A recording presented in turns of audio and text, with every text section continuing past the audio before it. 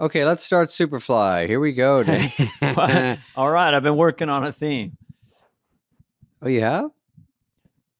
Ladies and gentlemen, presenting Superfly. No, I've done that horn noise before. You have you have done it. That's F Troop from 1972, a Western. It's just a funny, probably came from vaudeville where the trumpet fades down. You know what? The trumpet is funny because Pac-Man does it too. I can't do the impression, but when you get killed, it goes voga, voga, voga, voga, voga, and then it goes, you know, you get killed. It goes down. Yeah. That's funny. F Troop we shouldn't talk too much about because no one will remember, but I do remember it. Well, all you're saying is substitute whatever age you are. This is a comedy Western. I don't know if there's a comedy Western out there in the world right now, a half-hour comedy Western.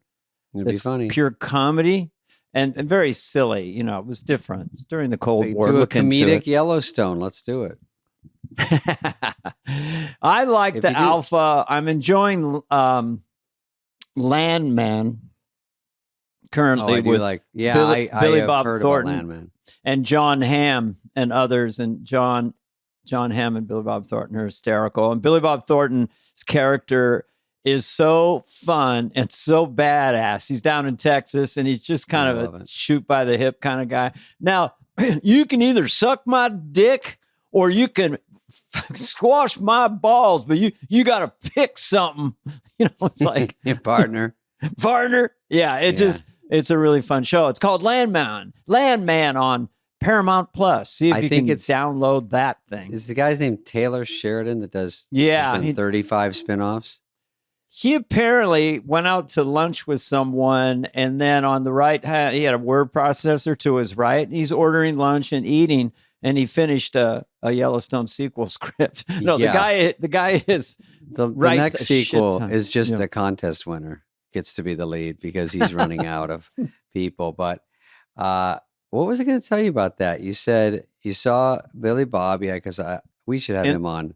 Love Billy Bob. Love to have Billy Bob on, and love to have John Hamm back. Hamm is a stud, and that's a good one to talk about because I tried to get Paramount Plus the other day. Of course, I couldn't compute it, how to get it on my TV. I wrestled with the algorithm for about 2.5 hours and then watched a 40-minute show. So it was still a pretty good ratio between that was my password. Try again. Really? I don't have another one. Okay, put in your real name. You got to go. Here's the scam that drives me bananas. You want here's your password, and you write it in it. You can't see it, so of course I got it wrong. Then it goes, so you want to keep this? You want this to be your new password? And I go, yeah. And he goes, that doesn't fucking work. I know. And it doesn't work anyway. So I'm like, why are you asking me that? You're just embarrassing me now.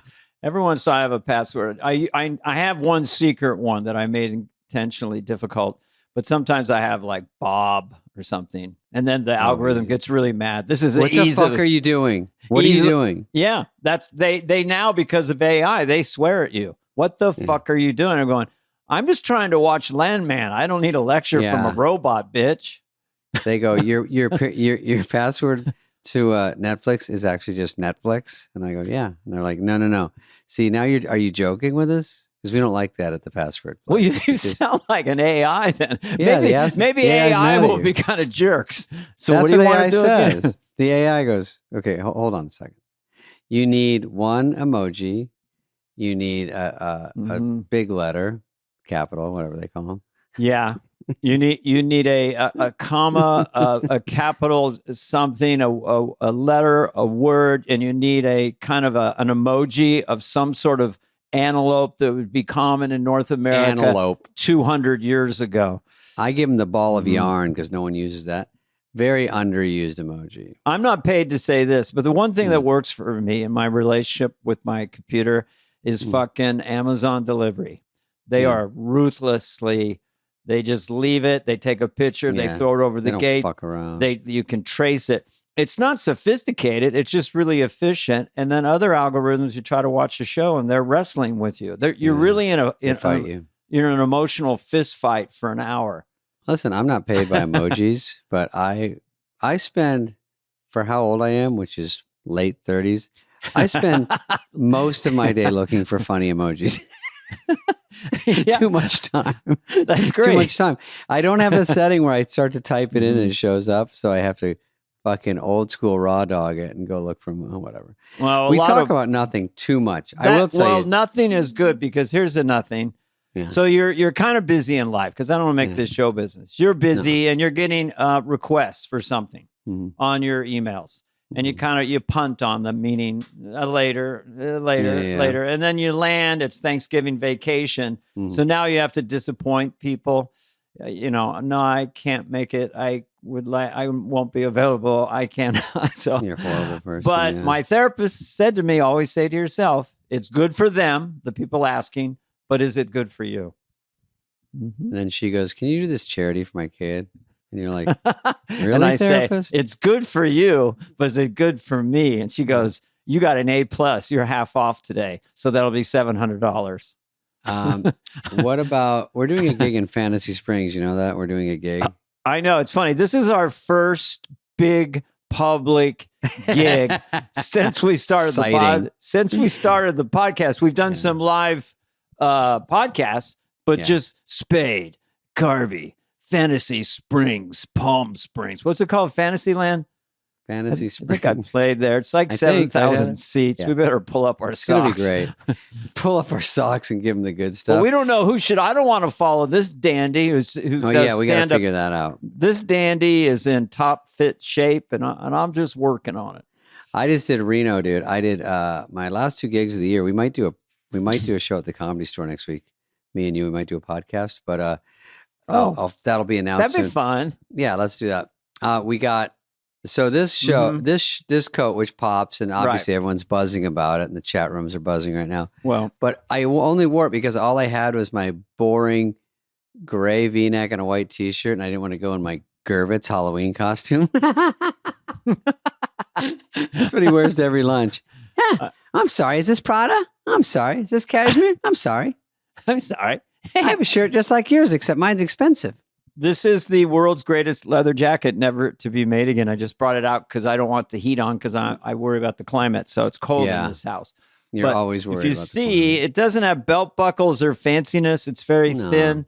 It's just people can see it. You won't be able to find it anywhere. I'm sure you've had that experience. You get a really cool jacket, a great shirt, and then it gets lost or something. Never again. They never make it again. They literally go, everyone hated this coat. We're not making anymore. And I'm like, oh, it's my favorite coat. But okay, got it. Right. Let's get a heavy leather coat with belt buckles on it. Before we get to a couple of stories, and also we have surprise guests Rob Gronkowski and Julian Edelman. From the football fame from Go Football. from Go Sports. All pro superstar football players. That should be the name. Super Bowl winners. Yeah. A good podcast name would be Go Sports, because that's what people say when they don't know anything about the sports they're at. They're like, Go Sports. They don't say for the team or anything. Yeah, they don't get it. They don't know. It's all the kids would play CYO basketball, like 3 foot tall people doing basketball. It's just, it's so funny, that age group of kids trying to do basketball, and they're double dribbling and running around. And this one dad, all he would do was yell, "Get the ball. Just get the ball. Get the ball." He screamed it the whole game. This one guy had a kid who was 6 feet tall in 5th grade. And that kid had like 60 rebounds. I go, "Your son's got 60 rebounds. Boy, he's tall." He goes, "It's got nothing to do with his height. He just wants the ball. He just wants it." Oh, yeah. Nothing. Nothing. He's just a hard worker. Yeah. Okay. He could be 3'3". And still get the ball. Okay, go ahead. How about this, Dana? I was in Sacramento doing a show. Sack of tomatoes? Mm-hmm. I was in Sac, and then I had to drive to Reno. Simple enough on paper. Yeah, you could do Gervitz that. And Alex Murray, my guys that book my road gigs, are like fucking Colonel Tom Parker. They're like, "Elvis, you can do another one." So I just I'm just getting like buried. You don't want to let down your family, do you? That's what he would do to Elvis. Yeah, you don't like money. Elvis would be like, "I think I'd like to take a break, Colonel Tom. Maybe just a week off." "You want to hurt your daddy?" "No, sir. Where do I go?" Poor guy. He already got a new belt. What does he need? I have millions of dollars. That wasn't a belt. It was a dinner plate with a leather strap around it. That was the largest belt. I can't. Imagine Elvis's response when the Colonel Tom said, "All right, Elvis, we got your outfit for Vegas. Let's unveil it." And they unveiled the curtain, and it's like the white jumpsuit with the bell bottoms. Hey, why do I got to have a dinner plate for a belt buckle and bell bottoms and a big old collar the size of some kind of Macy's pharmacy? Why do I got to wear what Whitney Cummings wears on her podcast? Or did he like it? I liked Elvis. Whitney Cummings. Let's have her back on. Yeah. She's a pistol. Did you have a good Thanksgiving? Is it already over? That's right. I love everyone knows we don't even know when these air. Yeah, look, it's Thanksgiving time. This is the Thanksgiving. Yeah. Did you have a good Thanksgiving week? People don't know that we're filming this in June or something from last year. We stack them in August and then spread them out throughout the year. Go ahead. Dana, would you rather, I'm going to tell you about Thanksgiving in a second. Would you rather, if it's snowing and raining, drive from Sacramento to Reno with chains, mandatory chains, takes roughly 5 hours, or through Donner Pass, over Donner Pass, and then drop down because you're trying to get to Reno? Yeah. Oh, you're trying to get to Reno. Well, you would just get on the 80 and just go, the 80 and go over the 8,000 foot thing where it's going to be a whiteout. You're going to have to get chains on or not chains. Mandatory chains. People don't understand. You're getting paid to transport. You're not playing Sacramento. You're not playing Reno. You're getting paid to get David Spade to Sacramento and then get David Spade to Reno in a blizzard. In a blizzard. Let's just call it what it is. And they're saying, and then all the locals are like, I don't know. I go, it's probably like a no-brainer. It's easier. I don't need to fly. And they're like, well, I mean, Donner Pass where they eat everybody. You know about that story. Yeah. Make sure before you get to Donner Pass, you've had a good meal at a diner or something. Because something about the ghost of Donner Pass, you start eating your wife's leg before you even think about it. For people that don't know, they would remind me, I go, what happened there? They go, I think only 80 people got stuck there and they ate 40 of them. It's the real story. There's a documentary on it. Yeah, the real story. We shouldn't go into it on a fun podcast. I'm the mayor of Tahoe City, and I say eat before you get in that general vicinity of Donner Pass. But then if you eat a lot, then you're going to be the first one E10, right? Yeah, they would pick straws. Some did very well. Yeah. You know, some, but basically they were found by people in Sacramento. They were discovered, but they couldn't get them all over the pass. So then more eating. They thought, you ate people? Yeah, but we're not going to do any more. We just got rescued. And then they did more? But then they left. They weren't back in time. So guess what, Wilbur? You're for dinner. Hey, Wilbur. Then they got home and they just did it by habit. They ate their friend. Hey, Steve. Hey, fucking, I just ate Wilbur. You see the barbecue there? Could you lay on it? Put two and two together. Hard to get a funny, light cannibal joke. But anyway, you made it to Reno. Did you crush? Reno was super fun. That Reno's a great crowd. My new specials, Precious Cargo, should be coming out in April. Is it Precious Cargo? Closer to you? Heather's fixing the camera. Oh, the laptop. I don't want to ruin the illusion. People think I'm just sitting here, but there is a laptop involved. Let's do a couple things, and we'll get to those guys. Okay. Let's do a couple of stories. Anything. We'll just do a quick version of this. Okay. This is a quick version because we're getting to. Okay, here we go. Oh no. Crypto investor pays this story. Okay. I was going to save this, but it's too fucking juicy. Crypto investor pays $6.2 million for a duct tape banana on a wall. Now, I heard about this story because I really have my ear to the tracks in the art world. My brother's very involved. So this is the kind of weirdo stuff my brother would love. Andy once did an art exhibit in a space in New York where he had all cactuses lined on the bottom of the floor in a small place and all helium balloons on the ceiling.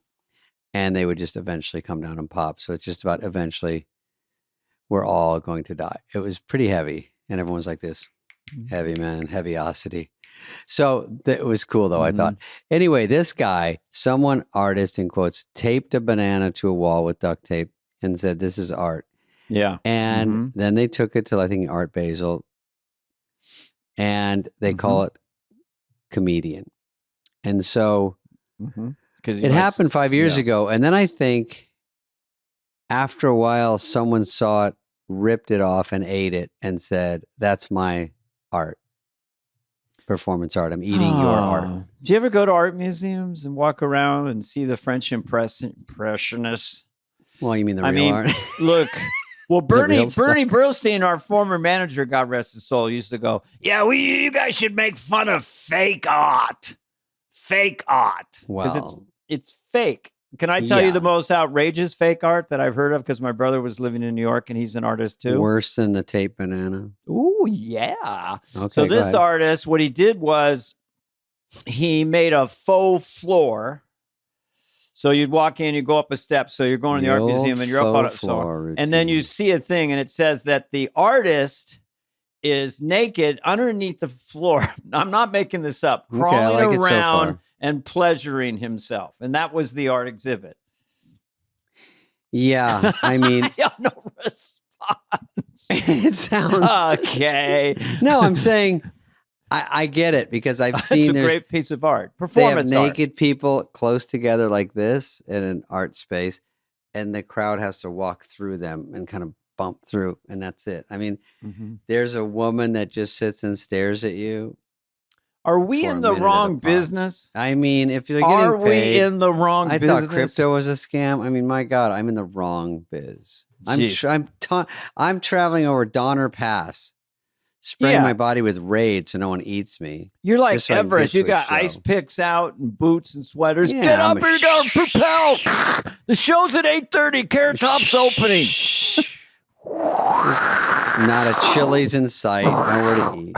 They go, "Ready for dinner?" And I go, "Is there a Chili's?" And they go, "You're the dinner." So Donner Pass is all the way to Reno. It's all the way. I don't know what. I don't know. I just ever had this one? First world problem. You've timed your dinner for room service because you want to just get energy but not be stuffed to go to do the show. And you're like, "Oh, it's a little late," or "I can't." And you call back. "Oh, so sorry, man. We forgot to put it in. Yeah, and the stove broke. Do you want some potato chips?" Yeah, there's a vending machine on your floor. Road work. I think that's the book. All right, Life on the Road. Yeah, everything but the show. That's what the book's called. Yeah, show's fun. Okay, so I guess we're over the banana. And the banana and the tail. Well, I mean, it's crypto. Is that real money? And did the guy who bought it it's speculative? I like the fake crypto guy bought the fake art. I just think it's all money laundering, in my own humble opinion. But you're just buying something that say costs a lot, and then you can sell it to someone else. He spends a lot. I don't know. Well, there is a hypnotic thing. If you put a number like a comedian demands $100,000 for a corporate date, they go, "Well, that guy's $100,000 comedian. He must be good, yeah. Yeah, and that painting right there, I don't know if I like it. That's a $10 million painting. Yeah. I'm starting to like it." So now, what I do like is like baseballs, signed Michael Jordans. I mean, there's some stuff I think are cool that are like one of a kind thing that feel like a tangible asset. That seems it's cool. Scarcity to that. There's only so many Michael Douglas or Michael Johnson, all the Michael Jordan. It's scarcity. And so that creates memorabilia like that. Like I have the Beatles Capitol record signed by all four, and that's worth a pretty good amount. Yeah. Give me maybe that for my birthday. Okay, here's the next one. Cheating on your spouse is no longer a crime in New York. Was it a crime? What was it a crime? That's the first question. Is it? Adultery is no longer a crime in New York after Governor Kathy, is it Hochul? Repealed a 117-year-old law that classified it as a misdemeanor. Okay. Misdemeanor for 90 days in jail. I mean, how many times have they convicted people? I think they just, the punishment is you get divorced. Well, what they do, if it's a guy cheating, they give him female jailers and see if he'll cheat again. If it's a woman cheating, they give him male jailer, see if she'll cheat again. That's the little game they used to play. And Chaplin would set up little weird 1910 cameras. And anyway, dude, that show Cheaters was rough, but I used to watch it. So rough. A girl would go, I think my dude's cheating, and then they follow him with the camera crew to their car while they're making out or hooking up. She'd pound on the window, and you got a whole crew of like 8 union guys filming you. They come on half naked. What are you doing here? This is a work friend. There's so much content. I'm just gonna say there's so much. You're in the wrong business again. You could be on the crew of Cheaters. Let's just make reality shows. What are we doing? God dang. Here's my new reality show. You want to hear it? This is a real idea. Okay. It's called I'm Around. And it's basically me and my loser friends, because every time we go to lunch, we walk back to the car and he's like, all right, let me know what's going on. I'm around. I go, okay, well, I got a gig Saturday, but I'm around. And then they go, okay, I got to go do this, but then I'm around. I'm around. Everyone's around. I think it's shy men to be afraid of showing their feelings. I'm around rather than, hey, man, I'll call you. Let's get together. I definitely want to hang out and go to a movie. It's a very casual. If you want to go, yeah, I'm around. I've distilled life to this. Could I just put this out here? Yeah. Life is just about, most of life for almost everyone is just, you want to go over there? Yeah. Okay. Hey, maybe tomorrow we'll go over there. Yeah. I think I'm going to go over there again too. It's true. Yeah. Seinfeld most of used to life have a bit is of just a doozy. hanging out and going places. Jerry used to say, you want to go out? And then you want to go back. So you'd be out. Let's go out. Everybody go out. We're out. We're out. I think I'm going to go in. Let's go in. Yeah. Hey, what'd you do today? We went to a park. Then we went to this little restaurant. That's a good day. How many more days do you think you have on planet Earth? About 600,000 days of. You want to go over here? Tragic. It's too. You want to go over there? Bleak. Bleak. Oh, my dad used to go. I stayed in this little flea bag hotel, and bleak. It's quite bleak. Bleak is a funny word. Okay, well, let's get to these guys. Are we doing one more story? What do you want to do? Up to you. You're one more story. Okay. Oh, talk about wealth and excess. The Kardashians got a private. Now, this is not shocking to anyone. Private showing of Wicked. Before it comes out. Okay. You don't have to play the sound if it's too loud. But what it's like to be rich, because yesterday the Kardashians revealed that Ariana Grande and Cynthia Erivo threw them and their families a private screening of the Wicked movie. Take a look. Kim Kardashian posted this on her story. Those balloons alone are over my budget. So they have all these pop-ups. They have a green Wicked carpet. They have 1 trillion flowers. Streamers, they're the cheapest thing in the book. So this is in their house, one of their homes. Yeah, one of their wings of the house, screens, and then like a full toy store of Wicked stuff from Ariana. Well, it's a normal childhood for the kids. Don't get spoiled. This is this is before everyone got to see it. So this is even more special. Way more exclusive. And they say, kids, we only do this once a week, so let's not get used to it. It's not an everyday thing. If I was from Boston and heard this, I would say, that's wicked. Merch. That's wicked smart. That's wicked awesome. That's wicked awesome. That's wicked smart. I love that the Kardashians have monetized. Hey, look at all the stuff we have and our planes and what we can do, and they're still likable. Somehow, it just sort of works for them. What's the part? They premiered Wicked, and Ariana and the other lady came and watched it with all the kids. No, I said they were there. The 2 stars were there. They were there, and they were like giving them everything and signing everything and just being like, here's a Funko of myself, and all right, rolling, and then they play it and they all sing along, and I'm like, God dang. Here's my guess, and I don't know, but do you think that's the 2 actresses that went to the event got paid? Oh, they might have gotten paid. Mm-hmm. There's secret paydays going on all over the place, dude. Mm-hmm. I'm not privy to them because I won't be available on that date. Excuse me. What you say? I have a gig. $1 million? Let me check my calendar. Maybe I can push some things around. Yeah, I'm gonna. Yeah. I'll get back to you. Yeah, must be rough productions. All right, let's bring on our guests. I'm going to go change my outfit so we can interview these guys. Me too. I'm going to put on a black hooded sweatshirt because I wanted to get ready to rumble. Hoodie because it's tougher. It's like football. Yeah. Like a That's Belichick hoodie. Yeah. Yeah. Okay, so here we go. We got Rob Gronkowski and Julian Edelman, and we're going to talk about a bunch of stupid shit. Superstar football players.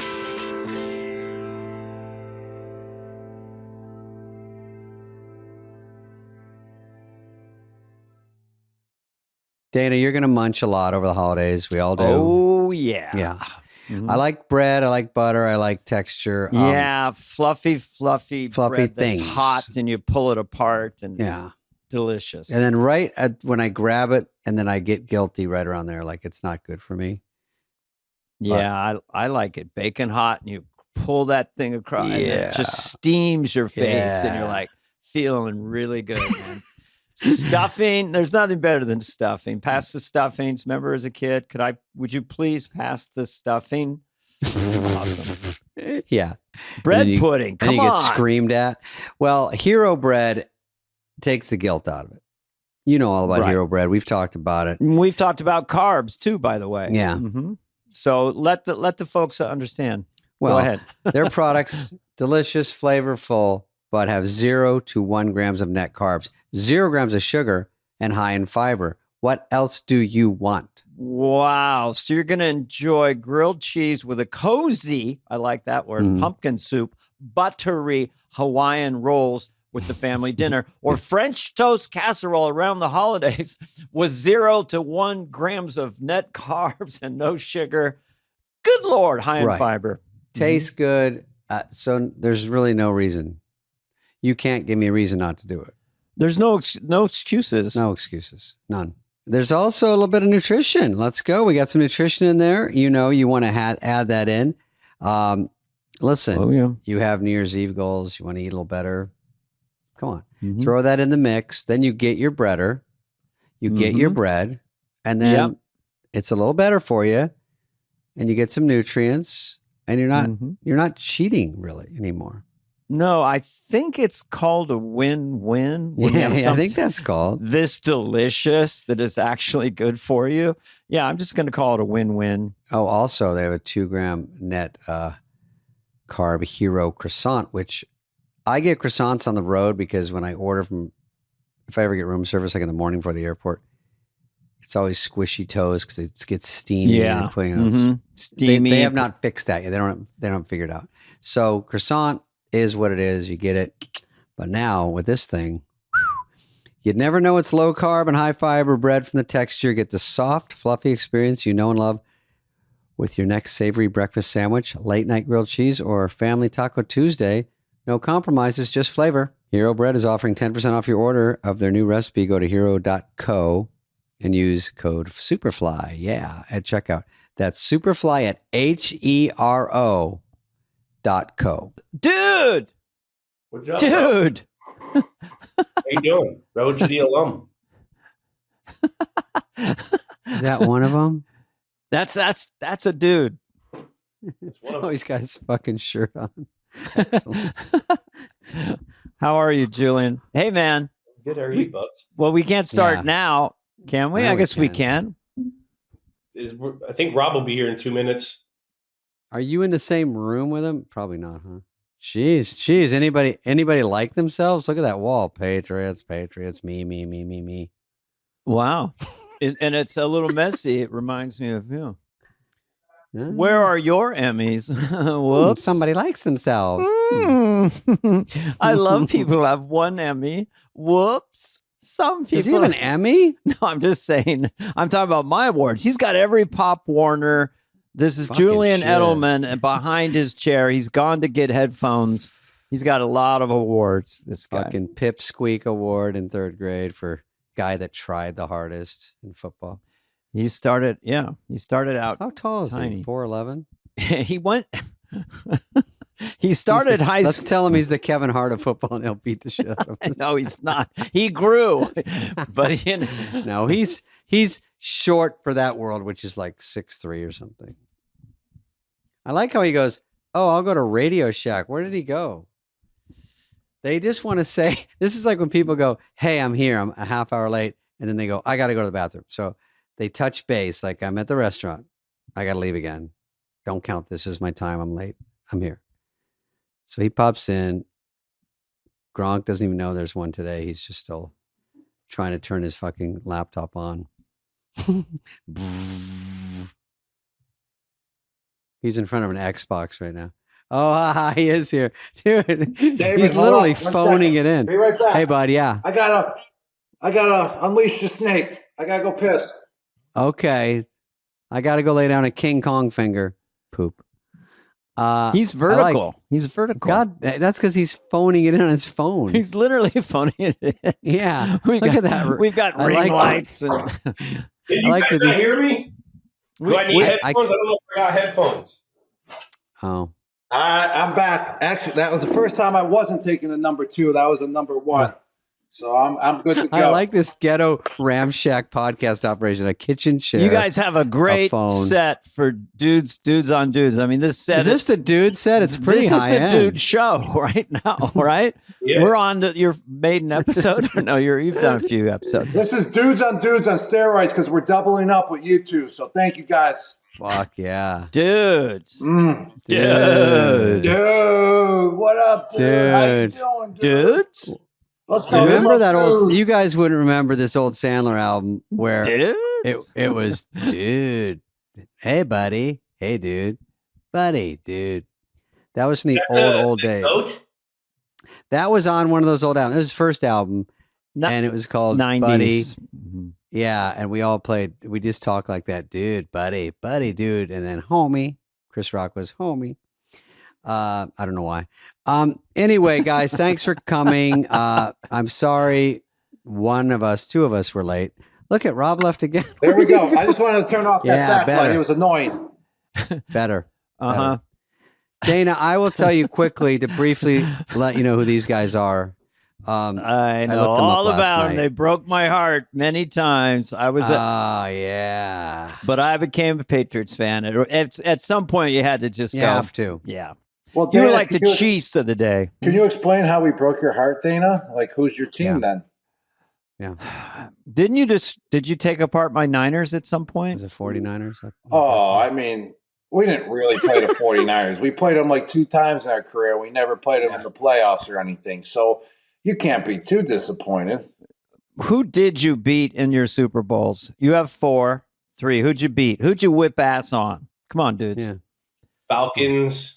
Destroyed them. Fucking pussies. Go ahead. Seahawks. And never like us. We lost Ravens? We lost in Indy against the Giants. Ooh, sore sub. Yeah, that was bad. Gronk. That's all right. Weather Super Bowl. We've lost 2 Super Bowls in cold cities. Mm-hmm. Minnesota and Indianapolis. Is it a real thing when they say they're playing outside, like the Dolphins are playing in the snow, they're not going to do well because they're not used to it? Yeah, that's a real thing, 100%. I mean, you're kind of just used to that warm weather, and right when you hit that warm weather, you're kind of like warmed up and you're loose and all that good stuff. When you come up to the cold, man, it's a whole different feel, especially in the hitting game. I mean, yeah, you can run around and run routes and not get touched, but as soon as you have contact and it's freezing cold out, it's a whole different type of mentality that you got to have, and you got to kind of establish that throughout time. So yes, it's a big advantage if you're up in New England. But it's also an advantage for the hot weather team when we go there. Like we always used to lose to Miami in, December when, it's freaking 30 degrees, 20 degrees in Boston. You go down and it's 92 with 80% humidity in Florida. Like that's tough for us. You always have a home field advantage of where you're at, which is going to be really cool to see in this new college football playoff with, these SEC teams having to go up to the Big Ten, go up to Ohio or Michigan, or vice versa to see the Big Ten schools go down to the SEC and play in the heat. That's part of home field advantage. Are you mad that you don't get paid to play college? That would have been nice, right? I can't even imagine. You look at the damn player lot of Georgia. There's like 7 Lamborghinis.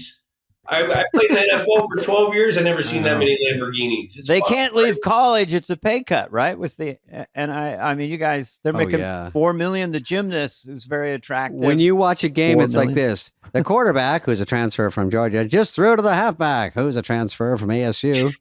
It's just like Jesus. It's hard to keep track of who's on what. But I know everyone's making way more money than me. It is hard to keep track, and there eventually has to be a rule in place to kind of, manage it a lot, better than what it is right now. I mean, like 5 transfers you can possibly have is kind of ridiculous. They need to limit down the amount of transfers you can have throughout your college career. And then also eventually, I feel like there might need to be like a salary cap for each team. Yeah, no shit. It's like so unfair. Like Georgia, Alabama, they got boosters that are billionaires and they can just boom, write any type of check. And then you go to the MAC schools and like those guys, like there's no boosters or anything that are writing big checks like that. It's so unfair. But like it needs to be managed, and like there has to be some type of, because it's so new, right? I agree. I think Michigan just snaked a guy. It's the Wild Wild West still. I mean, to be a free agent every year for the player, that would be insane. You don't even get that in pro football. I mean, you could literally go play a really good year in Alabama and make like $6 million, and then say, I'm gonna hit the transfer portal and go make $10 million at like Georgia. Which that's crazy. So if you're a free agent every year. What would you ask for? Wait, if I was in college? Yeah. What would be your bottom line? Yeah. 2 million? 3? And a Lambo? Gee, I don't know. I was so happy. It would be fun to figure out what your worth was, like who's coming to you with what. You'd be like, that paltry bullshit? I'm not going for that. Because you look at other guys, you go, am I better than that guy? Am I better than that guy? Right? That's how it works. Where does, I'm sorry, I just need to, I'm not an expert on this. Where does name, image, and likeness integrate with this transferring and getting more money? Is it just a separate lane, or is it? Well, first off, Dana, it's not really name, image, likeness. That's just a name they said, to get by. But it's really just getting paid by the boosters or the school, whoever's paying them. Because these guys, my life right now is name, image, likeness. I'm an ambassador for a couple companies. Same with Julian. I actually have to go out there and go to these companies' business meetings and meet everyone and mingle and go on air and talk about the business. These guys, here you go. Here's a check for your name, image, likeness. And then you just go out and play football. So they're technically not getting paid for that. They're technically just getting paid to go play football. But some of them are influencers and have like 20 million Instagram followers and stuff. And that's those are the guys taking stream. Yes, those are the guys taking advantage of their situation right now in college, so then they can have a long-term program. So those influencers and TikTokers or bloggers or whatever they are, they're building a fan base now. So then say when football is done with, or they go to the NFL, then when the NFL is done with, they're building their fan base up. So then when they're done playing sports, they can go out there and still have an audience and still make some big money, I guess.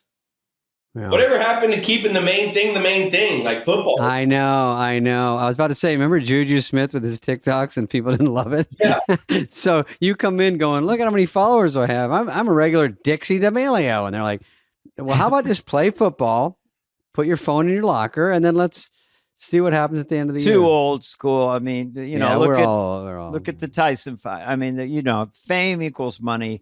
I mean, would you guys fight each other for 20 million each, or would you fight Rob Elon would fight Musk? Tyson for 5 million. I would definitely, I think I would fight anyone out there in the world in the boxing ring. Not UFC. UFC is too much. I mean, that's brutal. Right. But I would box anyone in the world right now for an 8-figure payday. Hands down. I would quit everything and train for 5 months. 8? What happened? I 8 said figures. 5. That means under 10 is 9 figures, 10 and up. You do it for. I need 8 figures, Dana. If I'm going to get my head knocked in, I need some money. Well, let's just break it down. You as a boxer. So you're basically 6'5", 6'6", 260, or what? I'll break it down for you right now. Me and my boxer. Yeah, break it down. Okay. Yeah. This is for you. What? Okay. Well, Okay. Was the front for us or the back? I gave you the side. Because I'm your son. I wanted to know what you're like. Are you? I saw that sundial. Do you take a lot of punishment? Do you delve out punishment? Do you hold a lot? Do you have a jab? Do you have a hook? What kind of boxer? Don't be a clincher. Let's ask his friend Julian. What kind of boxer is this guy? We know what he is. Give it up. Yeah. He's just haymaker. He's going to try to get you with the haymaker. Yeah, early on. Okay. He's got long reach. If we could work his jab, because he could be really nasty with the jab because he's got like an 8-foot reach probably. He's going to be taller. He's going to have 8-foot reach is pretty good. Yeah, I think if we can get his jab going, just all he's got to do is connect once, and the guy's done. I feel like Jake Paul is a very tough guy, but I think Rob could get in there and mix it up a little bit. I would fight Jake Paul. I would 100%. Like I said, I'd fight anyone in the ring if the payday's right. I'd quit everything right on the spot and train. I would actually love to do that, man. I would have a purpose of just being able to quit everything because everyone would understand, and then have a purpose of just becoming a freaking absolute animal out there again. Unit. And then it's a mystery fight, and then at the end you find out it's Belichick. Oh. Now what? I mean, if it was Belichick, it would be like the fight that we just saw, the main event. I would just throw a couple jabs, and then I would back off. I'd be like, Coach, I love you too much. Just whispering to each other and nudging like two cats. Hold him tight. You'd hold him tight. I'll let him throw a couple punches, let him feel good, but that's all. Dude, I like that Jake Paul fight when, like, third round, he's like whispering, "Don't hit me so hard, Tyson. You know the deal. You initialed it. You docu-signed it." I'm like, okay, guys. Did he say that? It seemed like it, yeah. I think he made that. I mean, it was kind of like every time Tyson had a shot, he'd pull back. I go, all the rumors are true. This isn't, I don't know. Wait a minute. Whatever. Are you saying I watched that sporting event might have been fixed? Are you going on record? It wasn't even called like a boxing match. It was like, this is an entertainment thing. I think it was actually categorized as a real fight. A sanction. It goes on their record. There was a sanctioned fight. For boxing. That's that they're counting that? Jeez, Peasel.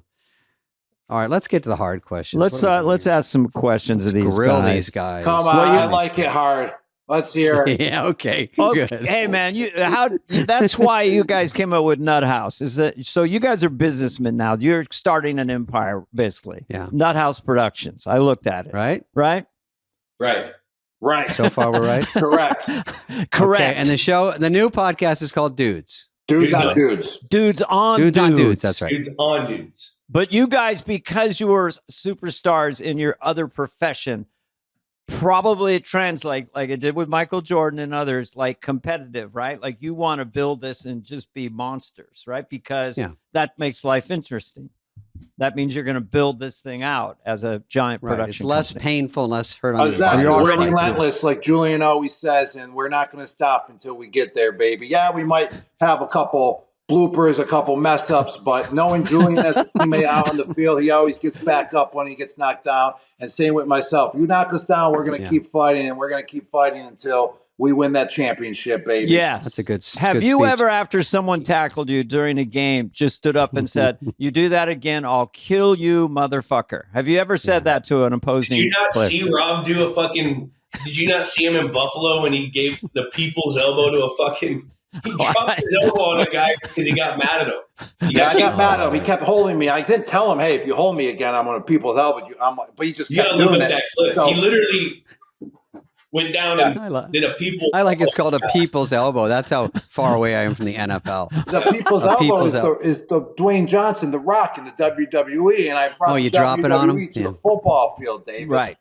Right. You want all your weight on him. Yeah. No, but I think with Nuthouse, we enjoy doing it. We're competitive, but we're not looking at where we want to bring it right now. We're still just diving into the operation and trying to make the product as best as possible, worrying about what we can with the show and trying to make our chemistry kind of like yours. Very boring. We're 150 in, you asshole, and we don't know what we're doing.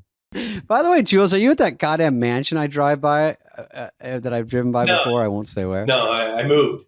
God dang. Fucking the rich get richer. All right. Now, on the roast, we're friends with Nikki Glaze. Well, we're friends with all those guys. I have a few questions just quickly. You did this roast with Tom. Okay, first of all, like when we did the roast, I did the Rob Lowe one. We didn't know each other's jokes ahead of time. Did you guys know each other's jokes? No. No, but we would have to tell our jokes to the room, and then they didn't tell us if someone had a joke that they would say like, you can't use that one. Oh, it bumps with somebody. Yeah. Yeah, and to what room? Writer's room? Writer's room. Yes, correct. Oh, you had to get up and say them? Dude, June. I went to the Comedy Store and fucking performed my jokes. Oh, I should have gone down there. I was so terrified. Thank God there was 15 like frat kids there that loved football, so I could say anything and they were going to laugh.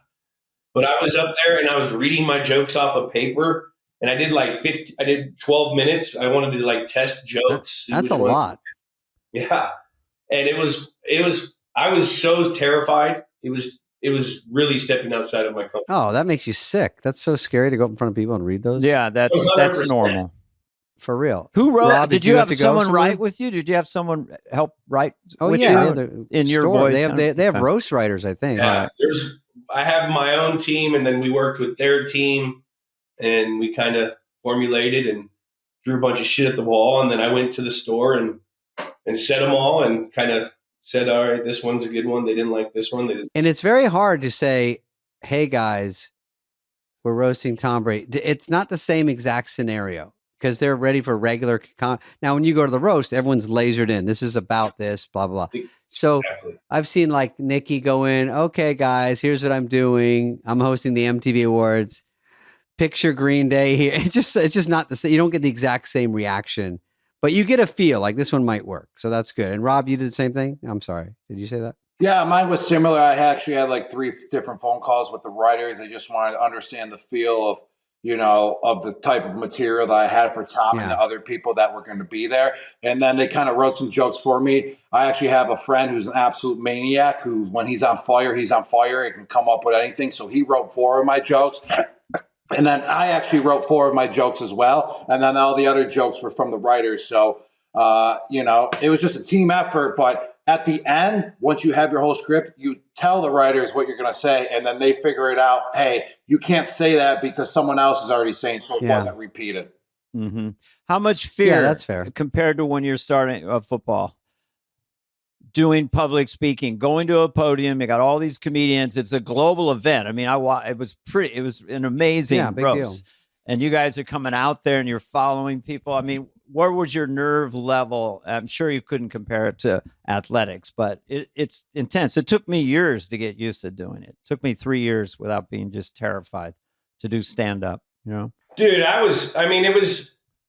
it was really scary because we're football players. We're not comics. And then you're following fucking pros. Yeah, sharpshooters. Huge event. I'm so thankful I had that rep before at the store because it gave me like a rep of it. But I was definitely terrified just because that's not what we do. I know. That's what I was just asking. And the size of the crowd is bigger than normal stand-up. It's crazy. Yeah, there was 10,000. What was it? The Forum? There's but the cool thing about it was you only saw the people. You didn't see the crowd. You saw they had a bunch of tables for people that were going to be made fun of or associated with people. So you saw a lot of your friends in the crowd. I didn't, so that was kind of cool.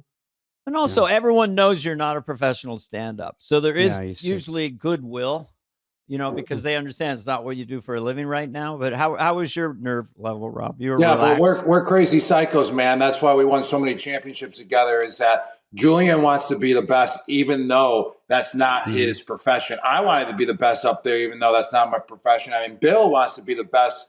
When you sign up for something, we want to be the best, and we're super competitive. And that's why I feel like that whole group right there, we won so many championships, and why we went to the playoffs every single year because of that competitive nature. But my nerves were cooking a little bit. That's why between Julian, myself and Kevin Hart, we were all 3 in a row, and we literally finished a bottle of tequila before we even went up there. And that definitely helped out, because when I got up there, that tequila just went zoop. And it was just game on, baby. And also, wait a minute. So before you went out, you had at least 5 shots, 6 shots. No, or on stage, probably. Yeah, they had it on stage, and then we were drinking. So by the time you got to the podium, how many shots of tequila? I don't know, Jules. Probably 6 to 7. 10? 7? Okay. Yeah, 6 to 7. I kept mine. I had a prerequisite of my cocktail before, so I tried my cocktail of what I was going to do before at the store, so I could dial in. Wow, you're prepared. I have to say that the nerves erase a lot of your buzz sometimes, so you're really drunker than you think, because you're so fucking giddy with all the energy and the adrenaline that you go, I don't even know if I'm drunk. I'm just, and you're too you don't fucked up, feel it actually. as much if you're adrenaline. That's what happened to me. And also, it kind of sucked waiting your turn, because once your turn was over, you killed it. It felt so good just to watch the rest of the show. Like it was like you laid back and relaxed. Right. Or you get something stepped on. That's what I was scared, because Nikki, I thought, was first. And when someone goes before and they do jokes, I'm like, oh my God, I'd be going, fuck, that steps on this joke. Oh, do I got to take that one out? And who do you tell? It's live. You're like, do I text someone? Like, get rid of that joke. It bumps exactly with Kevin Hart's joke. It's the same thing. That's the hard part. That's where the writers have to make sure, unless you're ad-libbing or something. But I'm sure ad-libs come out because it's live and just in the moment you want to add a tagline. Or I was watching. So I was really amazed with the professionalism of all like the comics that went up there, and with Kevin Hart, and watching him, how he was off the teleprompter, like how he would hit a couple things on the prompter, then ad lib, and then go back to the prompter. Scary. So I was watching who was reading their jokes and who wasn't. And Rob went up there, and I'm sitting there looking at his prompter, and then I'm looking, and he went completely rogue. He just started going on his own rant. It was crazy. It was like fun to see who was using their prompter and who wasn't. And Rob went full rogue on the prompter and just started going Rob on him. And then you don't know where you're coming back to, because they're like, the prompter goes down and they go, is this part? And then you're like, because, live, a lot of those roasts, like the one I did, they trim it from 3 hours down to like an hour and a half. So they were cutting all the fat out, all the mistakes. It's more fun to see the mistakes and see what's really happening. Definitely. I think so. Yeah. Did anything shock you? Did you hear jokes that like, you were like, oh shit, we're doing this? Were your feelings hurt, or did you ever observe anyone else who felt like their feelings were hurt? Because that's the live wire reality show aspect of roast. You're laughing, but then I've seen roasts where, whoa, that person's really wounded right now. I guess that's part of it. But did you witness, or yourselves, did you get your feelings hurt at all? No, I don't think anyone got their feelings hurt, and that's what made that roast that much more special. And it also kind of makes you stronger as a person as well. If you can just take those beatings and lashings in front of millions of people and in front of a crowd of 20,000+ people, in front of all your good friends as well, I mean, it makes you strong mentally. And that's why I loved it. I mean, I can go around anywhere now, whatever people say about me. That roast literally kind of freed me up. I don't care what people say. Call me an idiot. Call me dumb. Like, whatever. I was in front of millions of people and that happened. Like, so it's no big deal. And I think that's what made the show so special, too, is everyone took the beating and no one was actually truly hurt about it. That's what the locker room is. I mean, no one's safe in the locker room. Everyone's getting made fun of. It was just public. Well, when I did the roast, they go, like, it's hard to see someone walk up and go, everyone says Spade has huge ears. And I'm like, wait, what's going on? Wait, what does everyone say? Because you're never hearing everything people are saying. So when they start a joke with, I think we're all in agreement, and then it's like some horrible thing about you, and you go, and you're trying to brace like, oh, okay, that was too much. I'm going to mark that down. I got to talk to them after. I got to mark that one down, because there's so many coming at you. You just go, holy shit. That's why I never did it for so long, because I'm too much of a pussy to take it. It's just so out of left field. I think it's crazy to hear how you analyze the show. Like, we don't think about that. You guys are pros, so you're sitting there like, oh, he hit that, so I'm going to fucking bring this to him. Oh, yeah. I want to go up early. Like that. I'm just reading off. That's a deal breaker. I go, put me up early, because by the time like Andrew Schultz got on, he has great jokes, but it's hard to just get the effect when you've heard. You're numb by this point. Yeah. Nikki had the best spot there. I think she was third or fourth. Yeah. Kevin Hart warmed him up. A couple people were very good. It's cooking. Now. And then there's a wave that she caught, and she was incredibly prepared. I mean, she worked for 6 weeks or something, night after night, taping, recording. But there's late on, it's just like, do you guys, do professional athletes still snap the towel? Because I haven't been in a locker room since I was. Did they ever? Dana, when he was in high school, they were snapping his towel. But I was like the size. I guess, Julian, you were 100 pounds. You went into high school. I was 92. You could have beat the shit out of me even then. But football guys would just pick me up. like by my just throw me against the locker, in high school. Rob, don't come back. I think we offended Rob. Yeah. Oh, there he is. I was 169 pounds in high school. So as a freshman, as a sixth grader. Oh. And I was so smart and intelligent. Oh, good for you. My academics were high school. That's right. You were a math whiz, literally, right? In high school. I'm going to fact check this, Jules.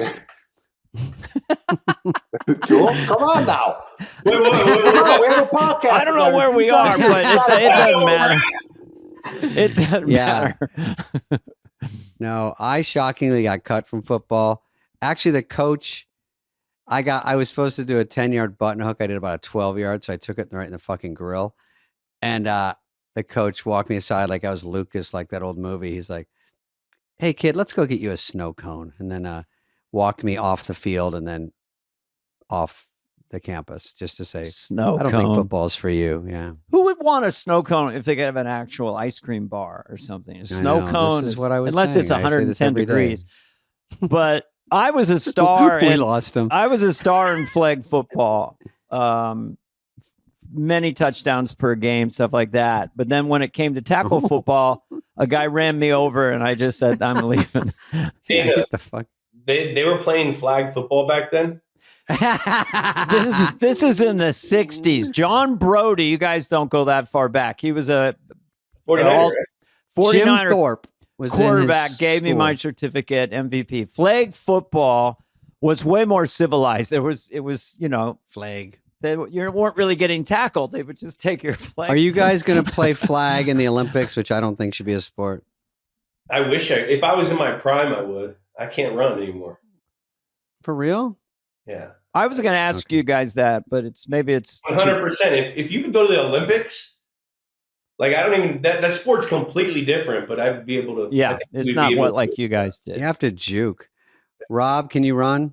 I would be just the red zone threat, put all these little guys in that can run right now. I can still run decently, but not like how I used to be able to. But I can still go up there and make a play over the guy that's 5'8", in the red zone and score. Because that's what I do. I'm a scorer, baby. I only score. That's what we see when we think of you. I want to ask you guys this question. What's braver, in the pocket as a quarterback, knowing people are coming from your blind side to kill you, basically, or being a receiver, going up for the ball and knowing the hit's coming, you're not completely protected? Are they equal? But they seem like the toughest mental positions to put yourself in that situation as quarterback or receiver. No, they're not equal because that's why I want to ask the receiver, you have momentum as well when you're going up for the ball. You're running full speed, and that defensive back or safety or linebacker is running full speed the other way. So it's like a head-on collision with two guys going full speed. In the pocket, you're just still. And the guy that's coming for you, he's already getting pushed around. It's not like he's teeing off running full speed.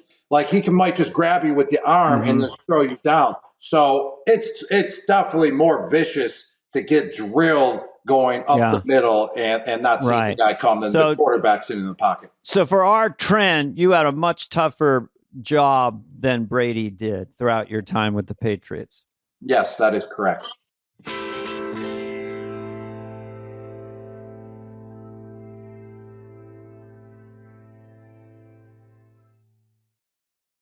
You can't even hit the quarterback anymore, but back then you could hit him a little bit. But Tom played so long, he was getting hit early in his career. Yeah. But it's physics. So like Rob was explaining, I mean, if you're going 16 miles an hour this way, this guy's you're a slant guy. 16 miles an hour this way. No, I know. There's a bigger force. I would say I played quarterback. You could feel it's different because like the quarterback is throwing you somewhere when you're across the middle.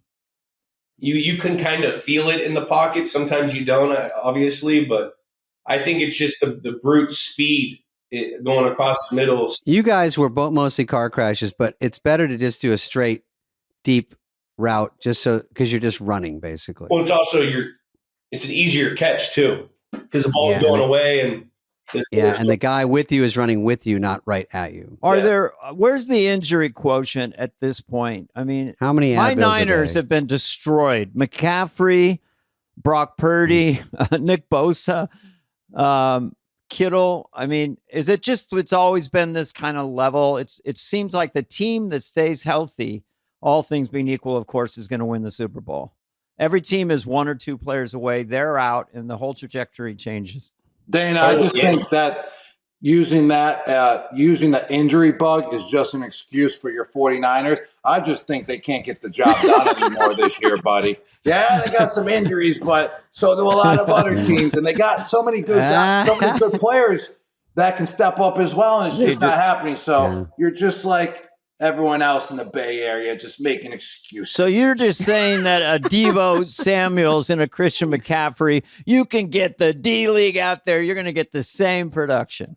Exactly. I mean, we had Julian Edelman and Rob Gronkowski out there at one point. Guys, a 7th-round pick, and I was a 2nd-round nobody coming out with a back injury. Yeah, scrubs. 2 superstars. You became superstars. They should be able to get it done. And they got Kittle. Don't forget about him. He only missed 1 game, so that's technically not right. No. So you got to love But Kittle. why does Brock Purdy doesn't make any money? And I feel bad for him. He lives in like a 1-bedroom apartment. He drives an Uber at night. I'm like, dude, everyone else is bitching because they don't get $40 million a year. This guy's a starting quarterback on Dana's best team in football. There's rules. It has to make it 3.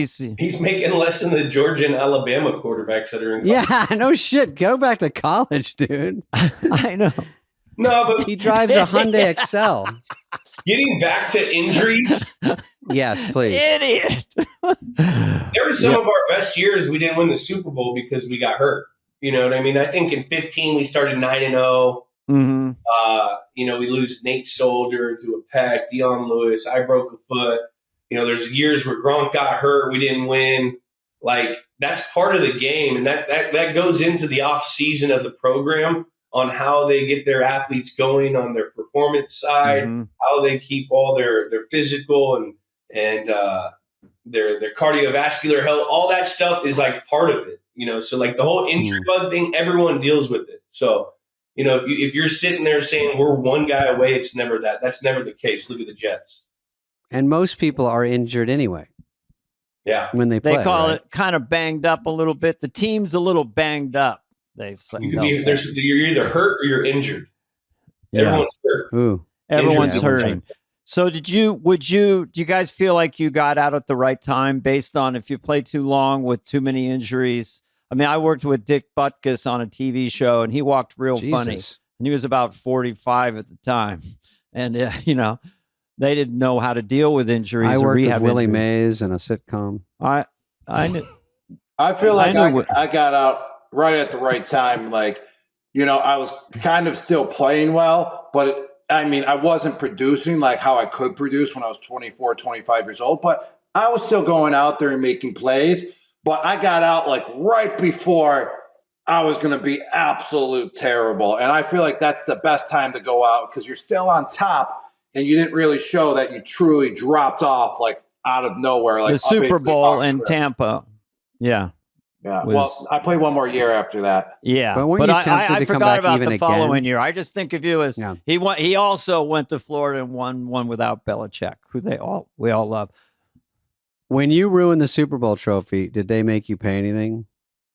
No, it's actually hanging up in the Patriots Hall of Fame. Actually, we made that. They should pay us because we made that trophy more expensive, Julian and I. He threw the pitch. He threw a knuckleball. I freaking bunted it and put the dent in it. So, Julian, I'm waiting for our check because people go to the Patriots Hall of Fame. More people do to see it. Exactly. So, hey. It's like art. You want some story behind it. I want gate money for that, Jules. I without a doubt, I have the ball that we threw it with still. It's in the See, that's worth something too. Super Bowl MVP. Pretty amazing. That was. By the way, David interrupts the highlight of his. Well, who's the Super Bowl MVP? Julian was. Yeah, you were. Yeah, he's Mr. Super Bowl. He also led the receivers, and he's had some great Super Bowls. Super Bowl MVP? That's fucking crazy, dude. Yeah, it was nuts. It's cooler now. Like, you didn't really care when it happened. You were happy that it won, but like now that it's over and it's like 5 years ago, you still get to live off of it. Fuck, absolutely. I would dine out on that forever. I tell people, I said live from New York at Saturday night. That's what I tell people at bars. Oh, yeah. Even though I don't even know if I did, but who cares? Dana said it 200 times. Which one? Live from New York. I'm Dana. I'm adding to my total. I'm adding to my total right now. Hey, Dana. Have any of you? I meet somebody and they're like, hey, what do you do? I'm like, I'm a football player. I'm going to use that for the rest of my life. Yeah, you're right. I say it sometimes. That's right. You guys are gladiators. You're like rock stars, everyone. I mean, I was talking to Belichick about this because I'm on the podcast with him. By the way, I did every joke and every impression I could do. I got him helpless. I got that guy laughing his ass off. It's really fun. You? Absolutely. Great sense of humor. But when you get him into football, just even one question, as you guys would know, it's 20 minutes of intense metrics that it's pretty amazing to watch his brain go like that. He'll be back. But yeah, you guys are, the Super Bowl and football, the ratings and the money is so huge globally. It is the sport, Oscars, Emmys, other televised events. Football is it. And it still attracts works. Everybody. And I just wondered about the money, the billions that's going in there. Is it matriculating to the players? I mean, I think the teams average $400 million each. I mean, you're getting a piece of the television, you're getting the gate. Is it growing, or how do you feel about it as a sport? I mean, it is I think the playoffs are bullshit. Like, I was going to say that for the regular season. Yeah. It's crazy. When you play in the playoffs and the Super Bowl, you're actually taking a pay cut because what they do is you get your salary, you divide it into 17, you get paid every 2 weeks. So you can imagine what that check looks like. When you go to the playoffs, you're getting you get 20 grand for the first game, you get 30 grand for the second game. When you're looking at the leagues making in the playoff games with all their, all the viewership and stuff. So we actually get the short end of the stick when it comes to playoff money. But that's also negotiated in our collective bargaining agreement. We get, a certain percentage of what the TV contracts and what the league makes. But it never comes down when you're playing in the playoffs, that's for the love of the game. Now, 20 grand's a lot of money, but you look at your regular game day check, from the regular season, you're putting in more work than what you're doing in the regular season. You're getting paid less. So, when you think about it, playoffs and winning the Super Bowl, I think you get a couple $100 grand, $3 grand all together. It's still not even a toenail clipping of what the league's making during that. I didn't even know that at all, that you make less. But it's an overall Robert, did I read this? It's technically a bonus. Right. So, you top make of your salary, and then once the regular season's over, you get rewarded. Right. And the ratings are higher, though. So way higher. Someone's making more. Yeah. And Rob, is it true that you just saved your salary and just lived off endorsements and all the rest? Yeah, I have, man. It's been great. I can tell you that. It's been great living. And I just, I definitely live by that motto for especially my first 5-6 years in the NFL, because you don't know how long you're going to play for, man. The NFL stands for not for long. You can average about 3 years. So I was like, hey, I want to make sure I'm taken care of if I only play 4-5 years in the NFL. So I was living like that just so, I didn't have to worry if I had a short career. So it just stayed with that motto from there on out ever since, because, it was just working. And where did you put the money? Was it a cash, or I'm just curious. No, investments and everything, all that good stuff. So it's making money as well. Mm-hmm. I'm living off my beer pong winnings right now. You guys, first of all, I think we should thank these guys. We've taken enough of their time. Two dudes, we think you're great. Dana, do you have any final questions? Well, I just want to, go ahead. Dudes on dudes. Dudes on dudes. With Gronk and Jules. These two guys. Business. So the concept of our show is we basically talk about 3 different dudes, and we categorize what kind of dude they are. You can be a dog, which is someone who's mentally, physically, emotionally tough. You could be a freak, a one-of-one. You could be a dude's dude, which is like a glue guy in the locker room. You could be a stud, someone who has pedigree on everything. And then you could be a whiz, which is someone who's innovative. And I think you guys would be whizzes and glue guys. Oh, okay. So it can apply to comedians too, not just athletes. Well, it can apply to anything. Dude's not just a guy. A dude is a figure of speech. Could we be like beasts? Like Spade's a beast. I don't know if I've no. There's 5 categories. Beast is not one of them. There's actually you can either be a freak, which it's kind of a beast. Stud, a wizard, dog, or a dude. A dude's dude, or a dog. I like Gronk saying, Dana, I don't think you understood the rules. Okay. Beast was not one of the choices. Steph Curry, go. Which one is he? Steph Curry. Wiz. All right. Changed the game. He's changed NBA basketball. Yeah. Aaron Rodgers. Ooh. Are we going back in the heyday in 2010? I would say Aaron Rodgers back in the heyday, man. Just an absolute stud. Just the way that he can just bullet those passes with a flick of a wrist. I mean, you got to be a stud muffin in order to do that. Are you? Is Aaron coming back next year? What do you think he should do? Ooh, I don't know. I thought the show was over. I thought you were letting us off, David. How is his name pronounced? Saquon Barkley, the guy who just ran for 255 yards. Saquon Barkley. Say what Barkley? What is he? He's a freak. Okay, he's a monster. I agree. He's a freak. Yeah, he runs. Have you seen his legs? They chafe because they're so big. Oh yeah.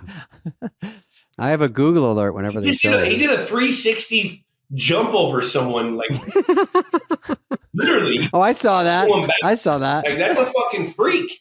This guy's taking it to another level every single week, which is just freaking incredible. And he is freaky. I mean, a freak is basically someone that you just look at and they look like a specimen. And Saquon Barkley, you look at his quads and those are just a specimen quads and just how much he can lift. So that's how we kind of categorize guys as well, is how they perform off the field sometimes, what they look like, and just how they play the game. So Herschel Walker. Ooh. Now you're trying to get us going. I'm going in the 90s. No, okay, let's Herschel Walker, he's a dog. Yeah. He's self-motivated. They didn't win any Super Bowls. He played with the Oilers and who else? Herschel. I remember Houston. So Houston, yeah. I mean, I would say he's a dog. That dude was so powerful, and there were so many times where you thought he was down, and he put his shoulder down and run a guy over, take 3 guys. Okay, Rob, what's Julian? Oh, actually, we haven't. And Julian, what's Rob? Oh, that comes. That's the mic drop. Oh yeah, okay. Don't give it away. That's the season ender. Yeah, I would say if I'm looking, I can't give that away. Come on now. No, don't give it away. I'd say Rob's a freak and a stud, and I'd say I'm freakishly gifted, and Julian is a dog and a wizard and a glue. I like that. You can be a combo. Those are just my blinks. I don't know. All right, you guys are allowed to combo us. I like it. Yeah, well, okay, we'll let you go, Rob. We promised. We love being comboed. You guys, good luck with your podcast. This is really fun. You see how much fun we're having. Dana and Spade, every Thursday, a new episode drops. Check us out, baby. Hey, Spade, are you going to be at Craig's anytime soon? Are you I saw these guys. I forgot. This has been a presentation of Odyssey. Superfly is executive produced by Dana Carvey and David Spade, Jenna Weiss-Berman of Odyssey, Heather Santoro, and Greg Holtzman. Hope you liked it. Ooh.